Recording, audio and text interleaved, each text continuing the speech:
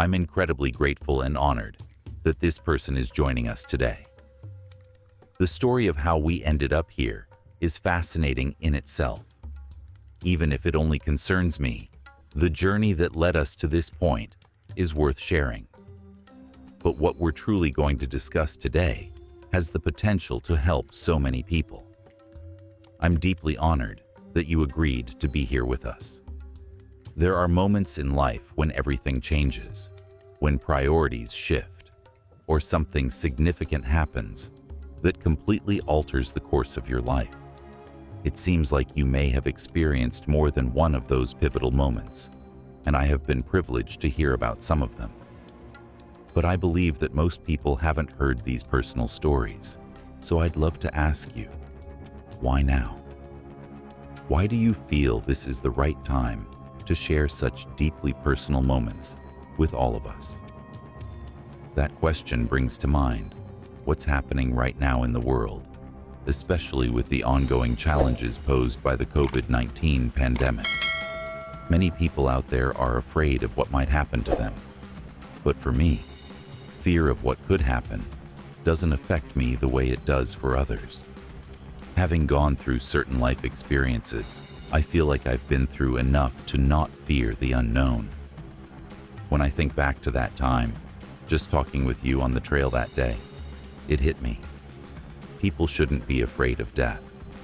The truth is, it's often our fear of death that holds us back from truly living. I'll never forget how, when I was 28, death didn't just scare me, it woke me up. It forced me to reflect on my life, my values, and where I stood with my family, especially with my father, who had passed away by then. It pushed me to evaluate everything. During my time working with the government, I was away from home a lot. I didn't spend much time with my family, and I'm sure that affected me in ways I didn't fully understand at the time. But now, nearing 67 years of age, I look back and realize that those experiences, though challenging, have made me appreciate my family more deeply. I've rarely spoken about this because it means so much to me, and I've only shared it with a few close family members.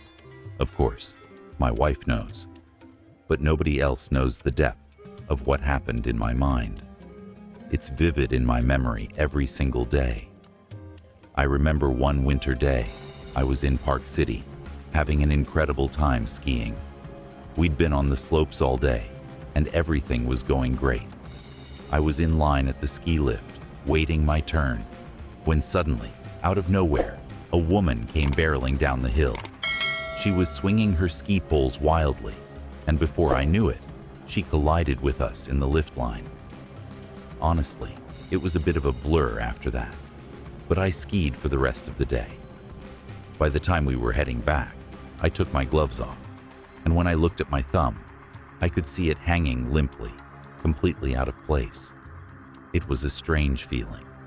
I knew something was wrong, and that I had to do something about it before it got worse. The pain started to set in once I was in the warmth of the car, and I realized just how much I had been through that day, with my thumb just dangling there.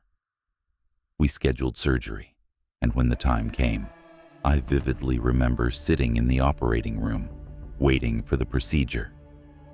The doctor placed a sheet between me and my right hand, and as I looked down at my thumb, I could tell something wasn't right. The nurses were preparing, and then one of them mentioned to the doctor that she had never performed a tourniquet before and wasn't sure how to change a valve. The doctor calmly reassured her and began to guide her through it. What happened next was a blur of tension. The nurse tied off the tourniquet in place, and there were two valves to manage the pressure, one to tighten and one to loosen. But the procedure wasn't progressing as smoothly as expected. Time was slipping by, and the pressure in my hand started building again. It was a reminder of how fragile life can be, and in that moment, everything seemed to slow down as I realized just how much I'd been through and how much I still had to face. These moments no matter how difficult, remind us of the importance of embracing life and not being afraid to face the inevitable challenges. Whether it's the small daily struggles or the major life-changing moments, they all shape us and can lead to profound growth. In the end, it's not about avoiding pain or hardship, but about understanding what they can teach us. She opened the second valve again, forgetting to close the first one. Suddenly, I felt something rise up my arm, making its way to my heart. Before I knew it, I was outside my body, watching the surgery. What was unusual was that I wasn't alone. Someone was right beside me, watching too.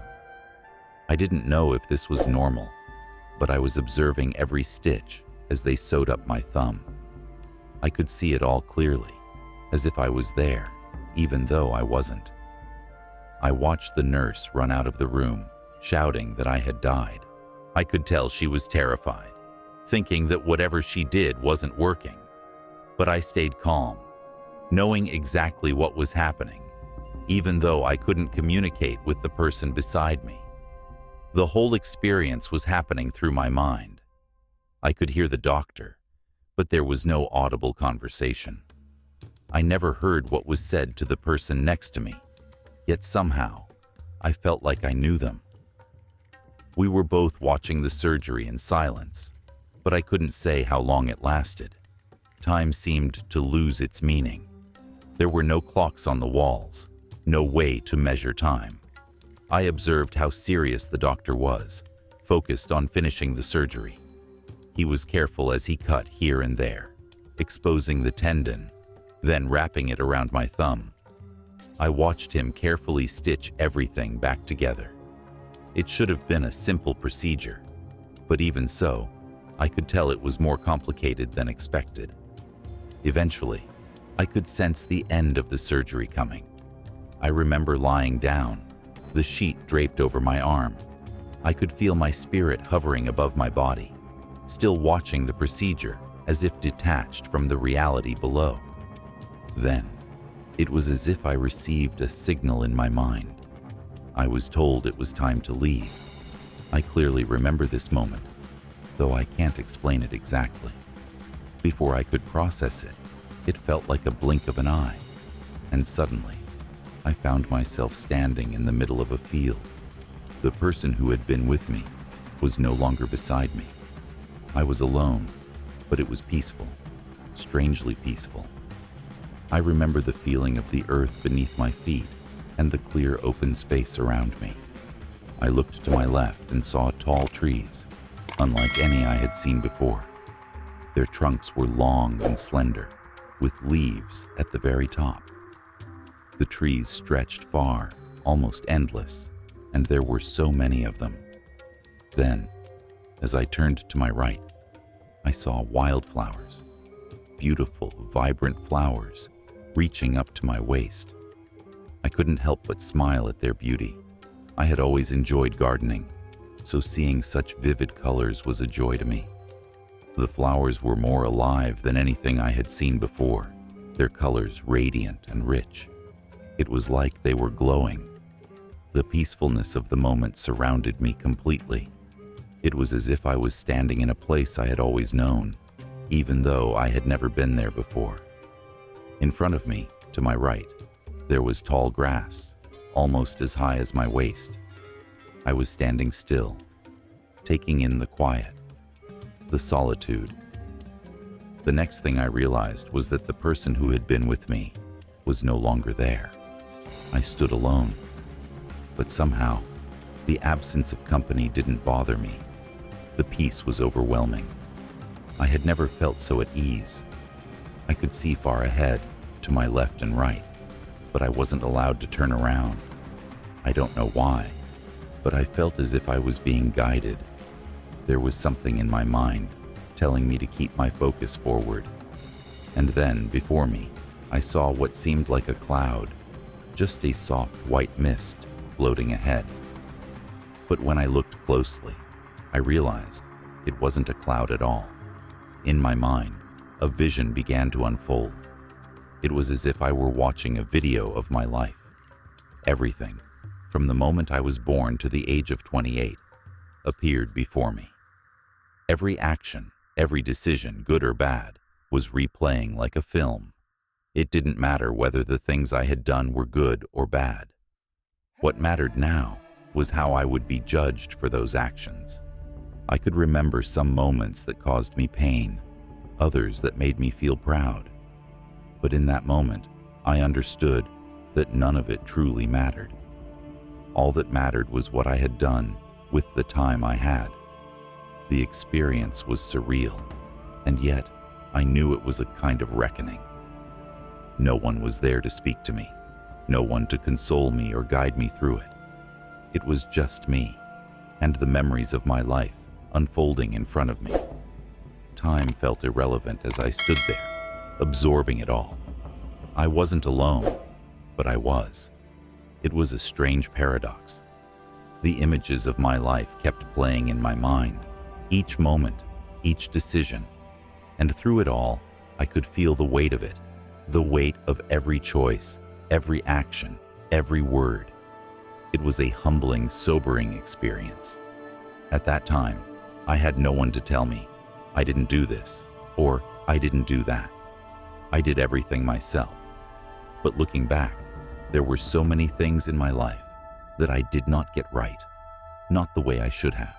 At that point, I was working for the government, in the postal service, and all I cared about was moving forward. I was focused on earning enough money to get by, making ends meet. I was working hard, but I remember it clearly. I was in Jackpot, Nevada, right in the middle of nowhere, doing everything for myself, not for my family. I know now that despite all the things I've seen in life, good and bad, something inside me told me that I needed to do better, to make my life better. There was this realization that I could do more, that I could change. I remember, after everything settled, I suddenly felt an overwhelming sense of peace. It was real peace. Nothing fake, no excuses. No, I didn't do this, or I didn't do that. I did it. It was all about me, and the most vivid part of it was what I felt inside my mind. I wasn't talking to anyone, negotiating anything. Everything was in my mind. I imagined people around me, and when I passed through, I knew deep down that I was moving on. I knew that I had died, and I knew that I was about to move forward. I was guided by my thoughts, by the inner strength that told me to rise up and move ahead. As I walked forward, I saw a bright white cloud in front of me, and from that cloud, a hand reached out, about this far in front of me. It wasn't a hand from just anyone. It was a strong hand, one that looked like it had worked in agriculture, with muscles and thick skin. The hand was bigger than mine, stronger, rougher. It reached out to me, and I reached toward it. But then, I heard a voice telling me, "It's not your time yet. You still have much to do." The hand pulled back, and I couldn't see it anymore because the cloud was in the way. When I came back to my body, the doctor told me there was a battle going on inside of me. He explained that I didn't want to return, that I had felt the peace, the calm, the beauty of what was on the other side. But the truth was, when I came back, I had no choice. I had to go back. I remember the doctor's words. He said, "Why don't you want to come back? Everything's fine here." But I told him, I don't want to come back. It was so beautiful over there, where I was. And that's when I realized they had placed a piece of paper on my chest, stating that I had died. I had been gone for 20 minutes, but when I woke up, I came back to life in the most peaceful place I could ever imagine. During those 3 days, I experienced a level of peace I had never felt before. It was incredible. 3 days of absolute calm, lying in a hospital bed, completely at peace. And what amazed me even more was the doctor's reaction.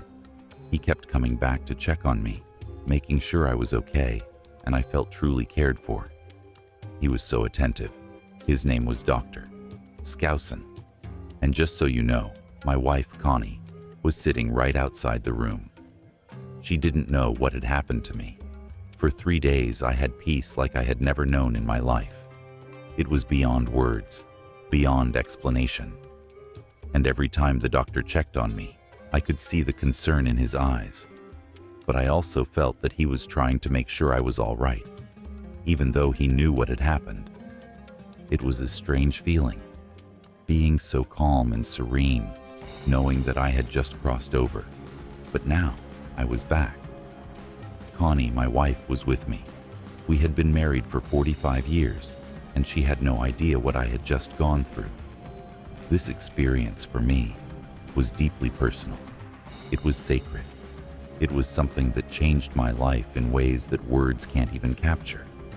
It changed how I think about everything. It changed how I see the world, how I see myself, and how I value the time I have left.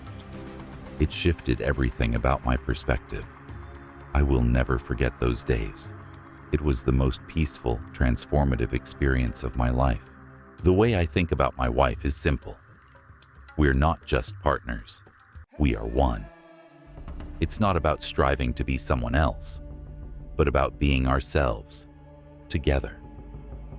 I've learned that. My journey has been a process of growth, and while I'm not perfect, I'm constantly learning. Life has taken me in a completely different direction since I turned 28. It's brought me closer to my Father, who's now in heaven. And from that, I know with certainty there is a God. I have no doubt about it. Another thing I've learned is that I'm not afraid of death. I've made peace with it. I know everything will be all right in the end. And even today, my thumb is working just fine. I jokingly call it my bionic thumb. But seriously, I love my family. I love my wife. And I want to thank Scott deeply for sharing his story. There is so much we can learn from that. Just that one simple truth, he's not afraid of death, is something powerful, especially in the world we live in today. Think about it. If more people could embrace that idea, just imagine how it would change their outlook. The reality is, many people have passed away in the last 2 months, and they've left behind the understanding that this life is not everything. There is so much more, and that's what truly matters. The peace we seek. The peace that Scott described is something I think we all long for. It's something so deeply meaningful, something that transcends the ordinary. I also think about how we carry so much baggage with us in life.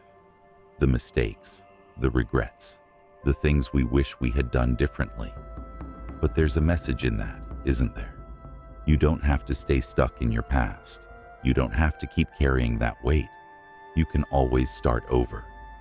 Not everyone will have the same experiences as Scott, but his words are a beacon of hope. He reminds us that life is more than just this moment. Sometimes we need to pause and reassess what truly matters. It's not about looking back at our failures. It's about using them as inspiration to make changes, to live better. So, thank you. I appreciate it deeply. And thank you all for listening. The message is clear. No matter where you are in life, it's never too late to change. Do you love meaningful Never Bible too late to stories? find peace, Top 7 to Bible let go of the Stories past, channel will bring you and to walk inspiration forward and into peace something every day. better. Don't forget to like and share your thoughts in the comments section. Your sharing is the motivation for us to bring more stories. Top 7 Bible Stories. Good stories, beautiful meanings.